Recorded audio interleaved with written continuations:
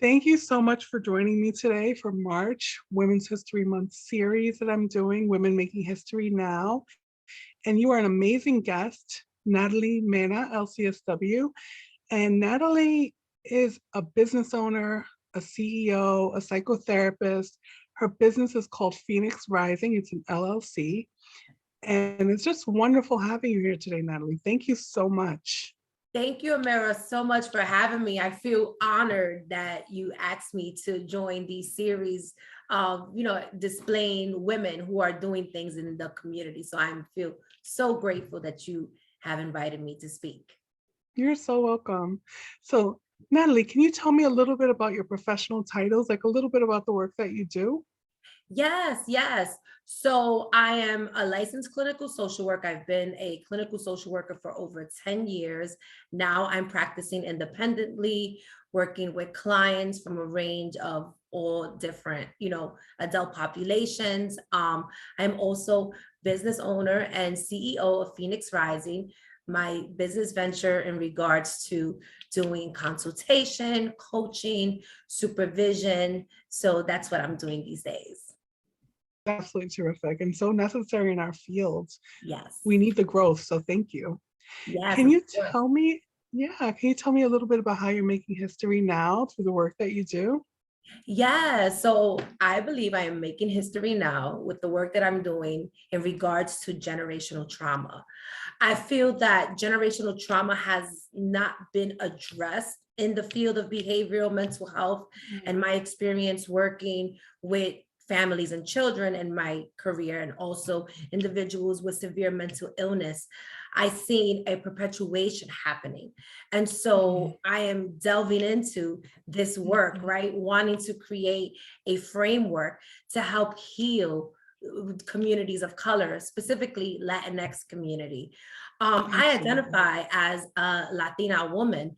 And Mhm. so I see these experiences, especially seeing it within family structures and my own families, families that I see, that I work with, that I know personally.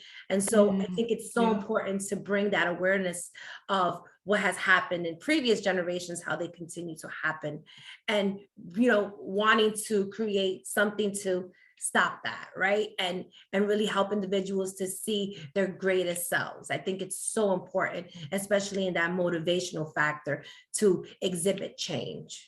I think that's such a tremendous point, Natalie, right? Like generational trauma. And without us having people like you to teach and to help people understand it and to work with clients, individuals, communities, to train therapists about it, Mhm. you lack that understanding of like what's happening with me now is because this is a cycle and the same exact thing happened with the prior generation. So how can I change that? What do I need to understand about it? And what can I do differently so that my children don't have to then repeat the same pattern, deal with that same trauma? I think that's absolutely amazing and terrific. So thank you.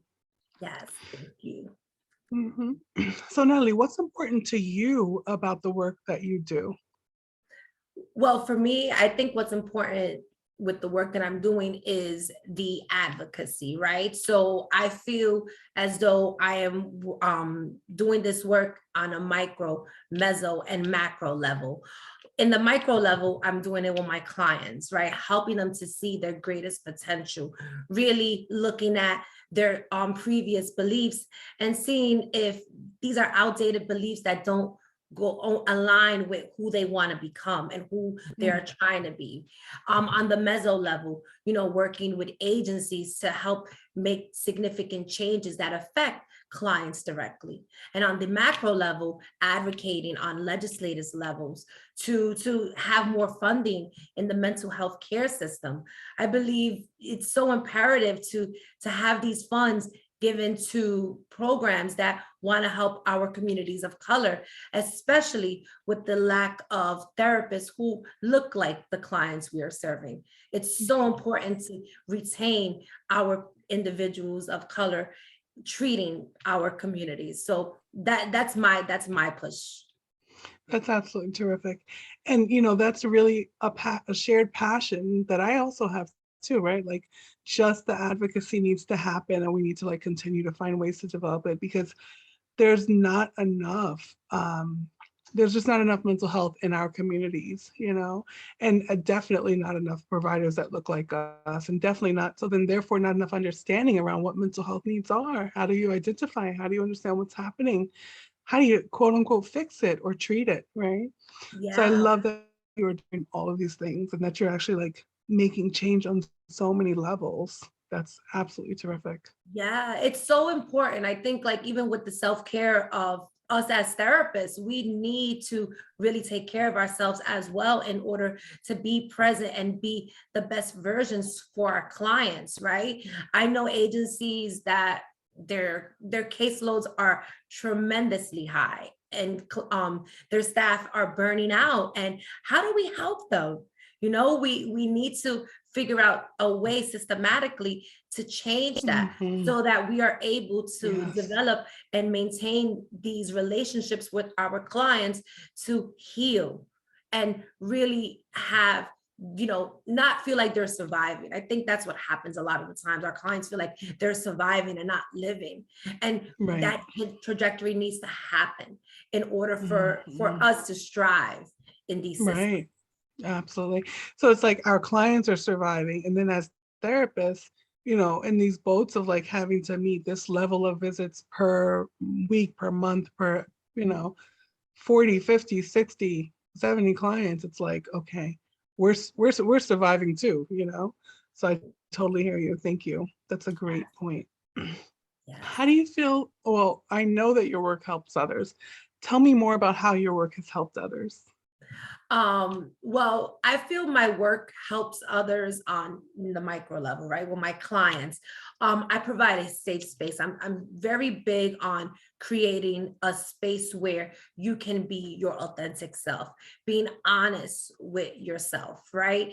Being safe where you can, experience your emotions. Because a lot of times we are taught, I know in my community, it has been taught you cannot show weakness, right? So crying Mhm. might be a sign of weakness, vulnerability. And so I want to create these spaces, or not that I want to, but I have created these spaces where the Yeah. strongest of the strong are able to break down, right? And not break down, but more really process their emotions that they're avoiding, and being authentic and being honest, being reflective and being empowered, right? Because the main thing is I want to empower my clients. And so through this process, once they're empowered, I find them to start, reshifting these outdated beliefs that they're not enough to I am enough, creating Mhm. boundaries that are more effective in their day-to-day lives, and eventually creating that mindset that this is the best version of themselves to date. I love that, Natalie. Thank you so much. That's absolutely terrific. And I know your work with agencies and organizations is also highly impactful, as is like all of the higher level work that you do. So it's just, you're like a force to be reckoned with. So thank you for all that you're bringing, Oh, to the community. It's amazing. thank you so much, Absolutely. Amira. I appreciate the compliment. You're so welcome. So, Natalie, if I was to ask you to tell me like one story, and I know you have more than one, but if you were to tell me one story and keeping confidentiality in mind, right? Whether it's about an individual, a family, a program, a group, a community, just some way that your work has made a difference. Is there a story that you're comfortable sharing with me?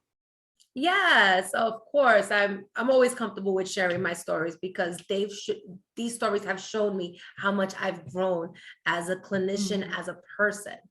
I would say one story that always sticks out in my career had to be within my first 2 years as a social worker.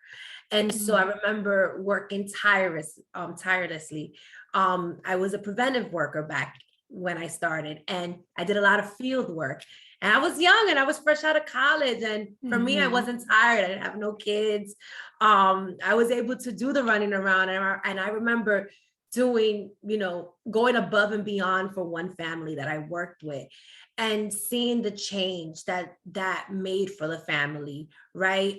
Working not just with one person, but with the children, with the parents, and seeing the instrumental change that happened with one of the children eventually completing their secondary education.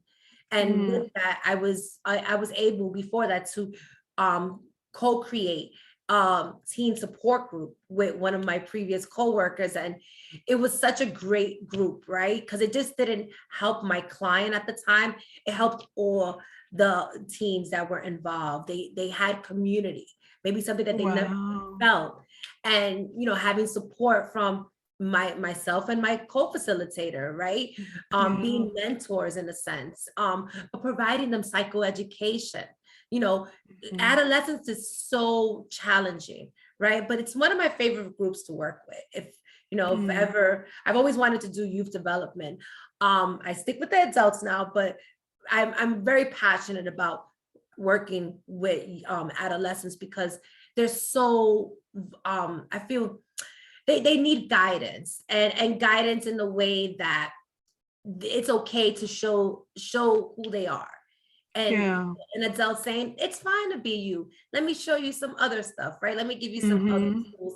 And that's how we use the teen support group. We were able to talk about things that maybe they didn't speak about with other adults, right? Yeah. Provide them with some toolkits: self-care, body image, sex education. Those were some of the topics we would have. It was a structured 8-week group, but it was the most amazing group. At the end of the 8 weeks, they had their little community amongst each other, Mm. and they looked Mhm. forward to coming. So for me, that was one of the greatest gifts that I had given to that age group. That's amazing, Natalie. Thank you so much. Yes. And again, I'm so grateful for you taking the time today. Natalie Mena, LCSW psychotherapist, CEO and business owner of Phoenix Rising LLC. I really appreciate you and all that you do. Thank Thank you. you. Thank you, Amira. I appreciate the opportunity again. Okay, that you're welcome. We'll talk soon. All Bye right, bye. great. Bye-bye.